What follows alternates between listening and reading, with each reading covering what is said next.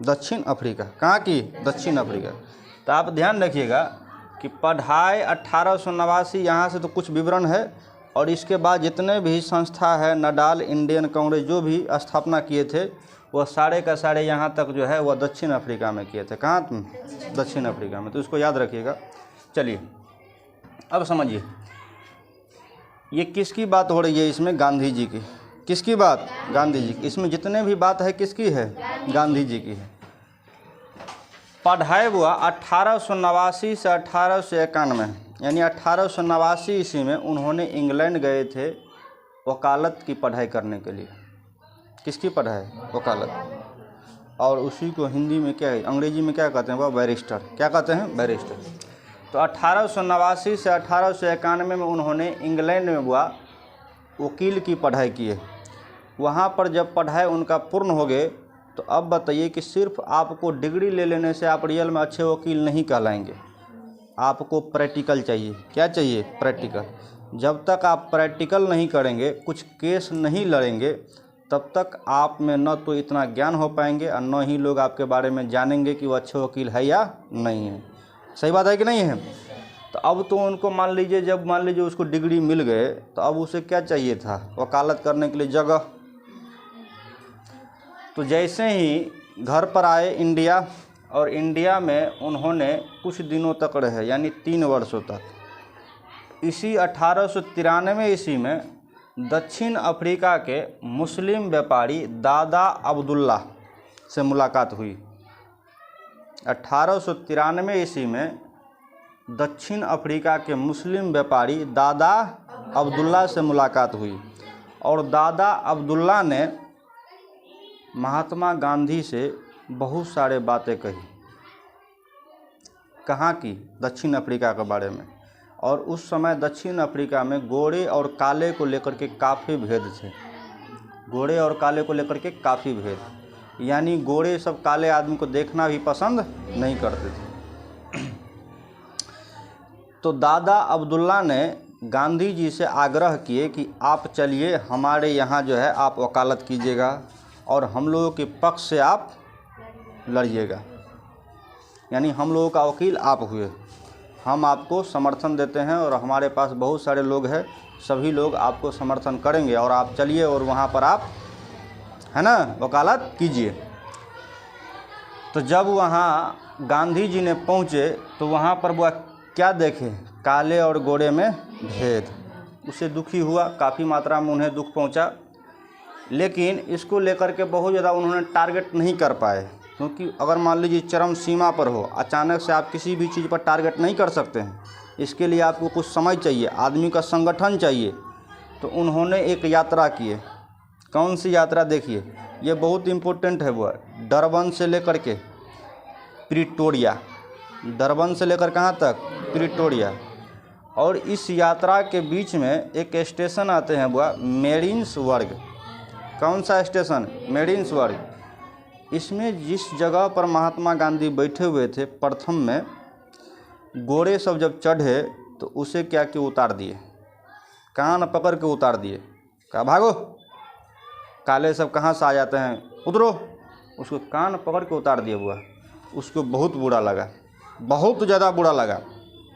और कैसे नहीं लगेगा बताइए? आपके पास टिकट है और टिकट होने के बावजूद भी आपको यदि कोई उठा दे तो जुर्म हो रहा है कि नहीं हो रहा है? जुर्म न हो रहा है। और वह जुर्म किस लिए? काले और गोरे को लेकर के। महात्मा गांधी को बहुत बुरा लगा, लेकिन महात्मा गांधी कुछ बोले नहीं, क्योंकि उसको मालूम था कि हम अकेले हैं, हमारे बोलने से कुछ होने वाला है नहीं। लेकिन उन्होंने प्रतिज्ञा किए कि हम गोरे को छोड़ेंगे नहीं और काले को हम अधिकार दिलाकर रहेंगे। वहाँ भी कहाँ? दक्षिण अफ्रीका में। ये सारे बात कहाँ की हो रही है? दक्षिण अफ्रीका की। 1894 में नटाल इंडियन कांग्रेस की स्थापना की। अगर मान लीजिए हम पूछेंगे आप लोगों से कि नटाल इंडियन कांग्रेस की स्थापना किसने की, तो आप कहेंगे महात्मा कितने ईस्वी में? 1894 ईस्वी में।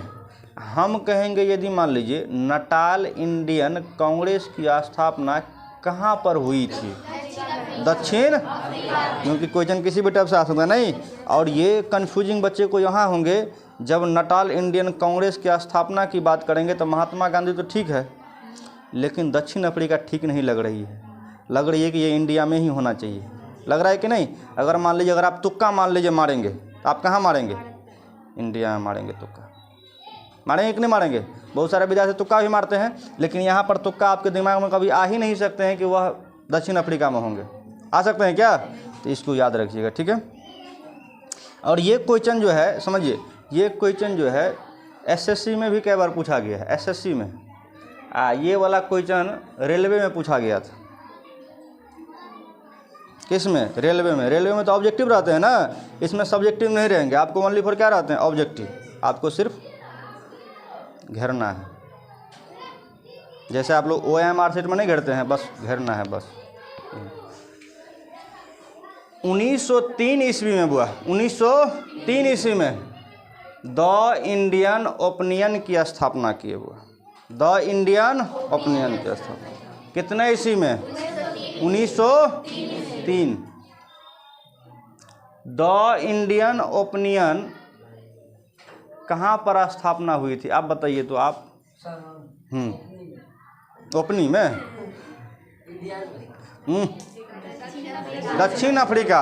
कहाँ पर? हम पहले ही बता दिए हैं, 1909 तक जितने भी बात पढ़ाएंगे आप दक्षिण अफ्रीका समझ लीजिए।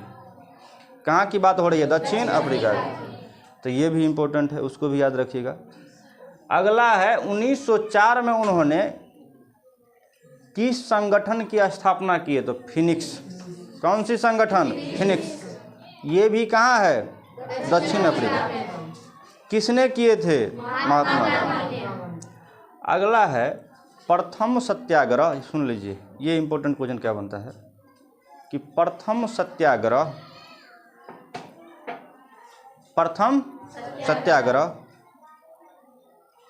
कहाँ पर हुई थी?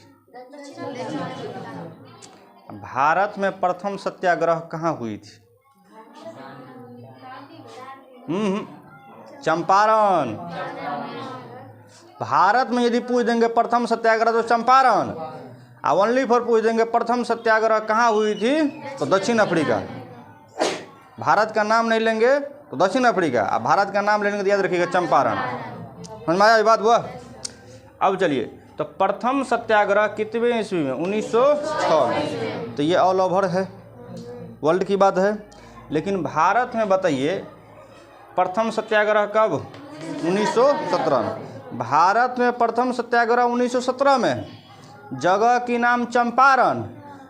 वर्ल्ड में अगर बात करें, भारत के नाम यदि न ले तो प्रथम सत्याग्रह 1906 दक्षिण अफ्रीका में। ये दोनों में कन्फ्यूजिंग है, जरा सा नहीं है, इसको याद रखिएगा। 1909 ईस्वी में हिंदी स्वराज पुस्तक उन्होंने लिखे। किसने लिखे? महात्मा गांधी। हिंद स्वराज। हिंद स्वराज। तो हिंद स्वराज की लेखक कौन? तो महात्मा गांधी। कहाँ पर लिखे? दक्षिण वहीं पर लिखे थे। 9 जनवरी 1915 ईस्वी को उन्होंने भारत वापस लौटे। महात्मा गांधी ने दक्षिण अफ्रीका से भारत कब लौटे? तो 9 जनवरी 1915 ईस्वी को। याद रहेंगे? और आप समझिए, जिस तरह से रामायण में जब 14 वर्ष के बाद राम जी कहाँ लौटते हैं? वनवास लौटते हैं, अयोध्या। तो कितने जनता खुश हो जाती है, जनता से बहुत खुश होती है कि नहीं। और उसी के उपलक्ष्य में हम लोग क्या मनाते हैं? दीपावली मनाते हैं कि नहीं मनाते हैं? उसी तरीक़ा से जब देखे वो देखिए, जैसे ही यहाँ पर उन्होंने इंडिया के लोगों ने देखे कि इंडिया की व्यक्ति जा कर के दक्षिण अफ्रीका में हिला के रख दिए, दक्षिण अफ्रीका में भूचाल मचा दिए, उन्होंने बहुत सारे सक्सेस को पाए। और वह जब इंडिया आए तो लोगों को खुश होना तो वाजिब है कि इंडिया की आदमी मान लीजिए जा कर के अगर विदेशों में अगर अच्छे खासे अगर पद पर चले जाएंगे तो क्या इंडिया के लोग खुश नहीं होंगे? खुश होंगे कि नहीं होंगे? जैसे मान लीजिए इंडिया और पाकिस्तान के बीच मैच होती है, तो आप बताइए, क्या इंडिया वाले जीतते हैं तो आपको कुछ मिलते हैं? फिर भी खुश होते हैं कि नहीं होते हैं? खुशी नहीं होते हैं, बहुत ज़्यादा खुशी होते हैं, और इतना खुश हो जाते हैं कि पटाखा सब भी फोड़ देते हैं, है कि नहीं है? तो यही बात है कि इतने ज़्यादा उपलब्धियां लेने के बाद जब वह इंडिया लौटे तो कितने 9 जनवरी 1915 ईस्वी, और उसी दिन अप्रवासी दिवस भी मनाए जाते हैं। तो अप्रवासी दिवस किसके नाम पर मनाए जाते हैं? महात्मा गांधी के नाम। किसकी उपलक्ष्य में? तो दक्षिण अफ्रीका से भारत लौटने के उपलक्ष्य में। समझ में आ रहा बात? किस उपलक्ष्य में 9 जनवरी को अप्रवासी दिवस मनाए जाते हैं? तो दक्षिण अफ्रीका से भारत लौटने के उपलक्ष्य में। तो अप्रवासी दिवस कब मनाए जाते हैं? तो 9 जनवरी 19 अगर अप्रवासी दिवस कहेंगे तो ओनली फॉर आप कहेंगे 9 जनवरी, क्योंकि हर बार तो 1915 नहीं ना आएंगे। 1915 के बाद 16 आएंगे, 16 के बाद 17, 17 के बाद 18, लेकिन 9 जनवरी तो हर साल आएंगे। 9 जनवरी, इसीलिए जब दिवस की बात करेंगे तो क्या कहेंगे? ओनली फॉर 9 जनवरी। जब इंडिया आए महात्मा गांधी तो विदाउट गुरु का कुछ नहीं होते हैं। गुरु तो आपको चाहिए ही चाहिए। गुरु चाहिए कि नहीं चाहिए? बिना गुरु का आप जीवन में कुछ भी सक्सेस हासिल नहीं कर सकते हैं। सक्सेस के लिए आपको गुरु चाहिए ही चाहिए, है कि नहीं है? भगवान को भी गुरु को चाहिए था ना। अगर भगवान को भी यदि गुरु न होते तो भगवान भी कहता है कि सक्सेस हम ना होते। आप देख लीजिए ना, राम भी गुरु बनाए थे, कृष्ण भी गुरु बनाए थे कि नहीं बनाए थे? यानी गुरु आपको जीवन में चाहिए ही चाहिए। अब समझिए, महात्मा गांधी की गुरु बुआ कौन है? तो गोपाल कृष्ण गोखले। अगर हम पूछेंगे महात्मा गांधी की गुरु कौन? गोपाल कृष्ण गोखले। तो ये भी क्वेश्चन कई बार बनते रहते हैं वो, कि महात्मा गांधी की गुरु कौन थे? गोपाल कृष्ण गोखले। महात्मा गांधी की गुरु गोपाल कृष्ण गोखले। 1914 ईस्वी में हुआ। 1914 से लेकर के 1918 तक प्रथम विश्व युद्ध की आसार थी। अगर पूछेंगे प्रथम विश्व युद्ध कब से कब तक चली थी, तो 1914 से 1918। ये ऑब्जेक्टिव में आप लोग याद भी किए होंगे। अगर याद नहीं किए हैं तो समझ रहे बात। अब चलिए बुआ, द्वितीय विश्व युद्ध अगला बुआ 1914 से कहाँ तक? 1918 तक प्रथम विश्व युद्ध। अब देखिए कि जब प्रथम विश्व युद्ध जिस समय में चल रही थी, प्रथम विश्व युद्ध जिस समय में चल रही थी, उस समय में अंग्रेज़ों ने, देखिए भारतीय लोगों को किस तरह से बेवकूफ़ बनाते हैं वो। अंग्रेज़ों ने कहा भारतीय लोगों से, भारतीय लीडरों से, कि आप अपने इंडिया के लोगों को हमारे साथ लड़ने के लिए दीजिए, और जैसे ही हम युद्ध में जीत जाएंगे हम इंडिया की छोड़कर चले जाएंगे, इंडिया छोड़कर चले जाएंगे। महात्मा गांधी ने कहा ठीक है, आप हमारे देश में है तो आपको कुछ सहयोग मिलना चाहिए, लेकिन आप चले जाएंगे। तो अंग्रेज का ठीक है, हम चले जाएंगे, आप अपना आदमी हमको युद्ध में लड़ने के लिए दीजिए। तो महात्मा गांधी ने बहुत सारे इंडियन आदमी को क्या कहा कि आप युद्ध में लड़िए, और जैसे ही युद्ध जीतेंगे तो वह छोड़कर देश चले जाएंगे, हम लोग क्या हो जाएंगे? आज़ाद हो जाएंगे। तो बहुत सारे लोग इसमें भाग भी लिए। इसमें भर्ती करने वाला सार्जेंट की संज्ञा दी। देखिए हुआ, इसमें भर्ती करने वाले सार्जेंट की संज्ञा किसे दी? तो महात्मा गांधी को। अगर कहेंगे कि प्रथम विश्व युद्ध में भारतीय लोगों को अंग्रेज़ों के साथ लड़ने के लिए किसने कहा? तो महात्मा गांधी। किसकी संज्ञा दी थी? सार्जेंट की। एक उपाधि है, समझिए ना, ये क्या है? एक तरह से उपाधि है। क्या है? उपाधि, संज्ञा। बिहार के चंपारण जिले का नेता राजकुमार शुक्ल तिनकठिया के बारे में बताए। किसे बताए? गांधी जी से। जब गांधी जी दक्षिण अफ्रीका से यहाँ आए, गांधी के बारे में जब राजकुमार शुक्ल ने अध्ययन किए, गांधी जी के बारे में जब सुने, तो उन्हें भी लगा कि नहीं, अगर कोई हम लोगों को हेल्प कर सकता है तो गांधी जी ही है जो हम लोगों को सहायता कर सकते हैं। तो उन्होंने गए किसके पास? गांधी जी के पास। और गांधी जी के पास बहुत सारे अपने आप बीती बताई और तीन कठिया के बारे में भी बताई। अब ये तीन कठिया क्या है वह समझिए। हुआ 1 बीघा ज़मीन जो है, 20 कट्ठा की 1 बीघा होता है कि नहीं होता है, तो 20 कट्ठे में 3 कट्ठा ज़मीन जो है नील की खेती करना होता था। 3 कट्ठे में नील की खेती। जैसे मान लीजिए जिसके पास 2 बीघा ज़मीन है तो आपको 6 कट्ठा ज़मीन जो है नील की खेती करना होगा। अगर नील की खेती आप नहीं करेंगे तो अंग्रेज़ आपको परेशान करेंगे। आपका जो भी संपत्ति उपजे रहेंगे वह सारे उठा कर लेकर चले जाएंगे। वह नील की खेती करके सारा का सारा किसे देना होता था? अंग्रेज़ों को। ये नील की खेती क्या है? चरस हो गया, गांजा हो गया, तंबाकू हो गया, अफीम हो गया, है ना, यानी नशा वाली सामान। वह भी 3 कट्ठा कौन सा ज़मीन लेते थे? जो बहुत ज़्यादा उपजाऊ ज़मीन होती थी, वह ज़मीन, उपजाऊ ज़मीन। और नील की खेती में होता क्या था, वह उस चीज़ को समझिए। किसान को बहुत ज़्यादा परेशानी होती थी। उसकी जड़ जो थी, जड़ बहुत खतरनाक, बहुत लंबे जड़ होती थी। और बहुत लंबा जड़ होने के कारण जो है 2-3 वर्ष तक जैसे ही वह नील की खेती करते थे तो चौथा वर्ष में वह खेत उपजना बंद कर देते थे, यानी बंजर हो जाती थी वह ज़मीन। क्या हो जाती थी? बंजर। जैसे मान लीजिए किसी खेत में आप देखिएगा सिरहंची खड़ जो हो जाएंगे, सिरहंची, उस खेत में आप कोई चीज़ जल्दी उपजा नहीं सकते हैं। उपजाने के लिए आपको बहुत मेहनत करना पड़ेगा। किसी खेत में आप देखने के मोथा हो जाएंगे तो किसान को बहुत ज़्यादा परेशान करते हैं। अगर आलू सब आप बोइएगा तो इसमें भी जन्म जाएंगे। आलू को बैठने नहीं देंगे तो आपको कमाना पड़ेगा बार बार, है कि नहीं है? तो कुछ ऐसे भी होते हैं जो आपको उपज में परेशान करते हैं। तो वह ये जो है नील की जो खेती होते थे, नील की जो जड़ें होती थी बहुत ख़राब जड़ें होती थी, जिसके वजह से किसानों को जोतने कोड़ने में भी परेशानी होती थी। कोदाली से 6 जैसे ही मारते थे अंदर धंसते ही नहीं थे, लेकिन फिर भी उसे कोड़ना पड़ता था। क्योंकि मान लीजिए सीढ़ सार है हुआ तो क्या कोदाल धंसेंगे? नहीं धंसेंगे, कोदाल को पकड़ लेते थे। इसमें ही परेशानी होती थी। इससे किसान सब बहुत ज़्यादा दुखी रहते थे। और टैक्स भी काफ़ी बढ़ा दिए थे, किसानों पर टैक्स भी काफ़ी बढ़ा दिए थे। तो 3 कठिया समझ में आया। अगला है 1917 में चंपा। जैसे ही वह 3 कठिया के बारे में बताए तो 1917 में क्या शुरू कर दिए? चंपारण सत्याग्रह। चंपारण सत्याग्रह क्यों किए? 3 कठिया को समाप्त करने के लिए।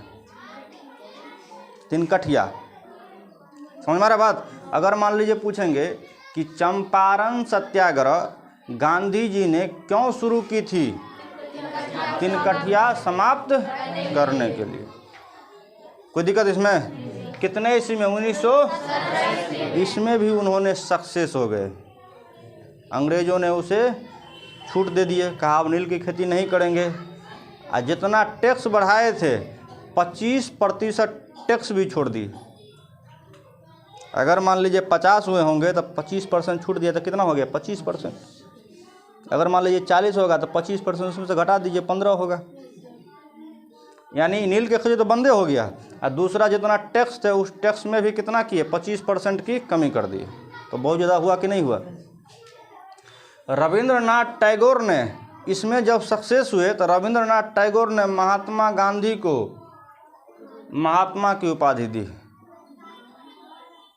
गांधी जी को महात्मा की उपाधि किसने दिए थे? तो रविंद्रनाथ टैगोर ने। इसमें दिक्कत है किसी को? गांधी जी को महात्मा की उपाधि किसने दिए? रविंद्रनाथ टैगोर ने। कब ये उपाधि दिए थे? चंपारण सत्याग्रह के दौरान नहीं, बाद। सक्सेस हुए तब न दिए। 1918 में अहमदाबाद मिल मजदूर आंदोलन में भाग लिए। देखिए 1918 ईस्वी में अहमदाबाद मिल में जितने भी लेबर मजदूर थे, लेबर मजदूरों को बोनस नहीं दिए जाते थे। लेबर मजदूरों ने महात्मा गांधी से जब ये सारे बातें बताई तो महात्मा गांधी ने इस पर भी क्या किए? भूख हड़ताल कर दिए।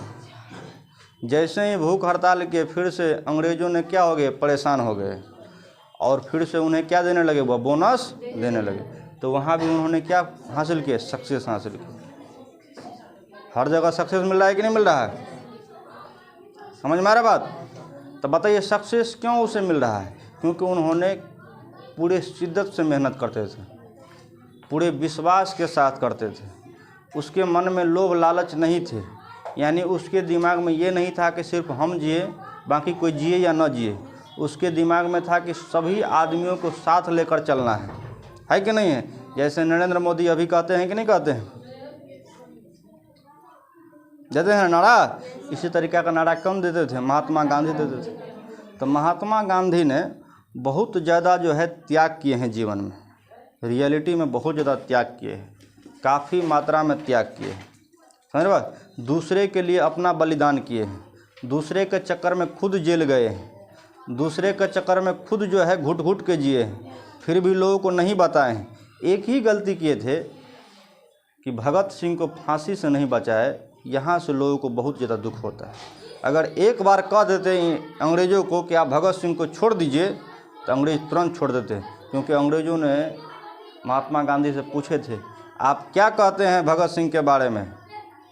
तो महात्मा गांधी ने एक खत में जवाब दिए कि यदि कहीं से गुंजाइश है तो छोड़ दीजिए, गुंजाइश है तो छोड़ दीजिए, वैसे नहीं छोड़िए कि फोर्स करते आपको छोड़ना ही होगा, अन्यथा हम और आंदोलन शुरू कर देंगे। कहता कि नहीं कहता, नहीं कहा। इस बातों से बहुत लोगों को दुख आता है कि आपने ये बात क्यों नहीं कही, आप ऐसा क्यों कहे कि गुंजाइश है तो छोड़ दीजिए। क्या हमारा रिश्तेदार था अंग्रेज बुआ कि गुंजाइश है तो छोड़ दीजिए, हैं। ये तो लोग कहता है, मान लीजिए जो बहुत प्रेम पूर्वक आदमी रहता है उसके पास इस तरह की भावना रखता है, उसको डायरेक्ट कर, जैसे मान लीजिए नमक आंदोलन के लिए आपने आंदोलन छेड़ दिए हैं, इधर मजदूर के लिए आपने आंदोलन शुरू कर दिए, तो क्या भगत सिंह के लिए आप आंदोलन शुरू नहीं कर सकते हैं।